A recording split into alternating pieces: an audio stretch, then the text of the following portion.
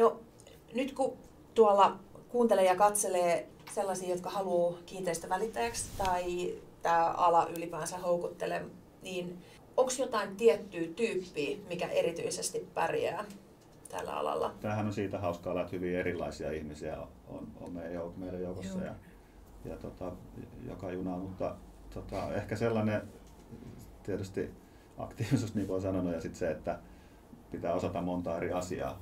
Just lainsäädäntö asettaa tietyt raamit ja sitten pitää myydä, olla ihmistuntemusta ja visuaalisuutta ja tällaista, niin kyllä niin kuin sopii monelle, mutta sitten niitä ominaisuuksia, mitä pitää olla, niin se semmoinen oppimisen halu ehkä yksi ja aktiivisuus ja se, että ymmärtää, että ei ole välttämättä se nopein tapa rikastua, jos ajattelee tässä maassa. Joo, mä luulen, että tähän alaan liittyy sellaisen nopean rahan ja ison rahan niin kuin myyttejä. Joo, kyllä tässä niin kuin hommia saa tehdä, että kauppaa saa aikaiseksi, oli markkina mikä tahansa.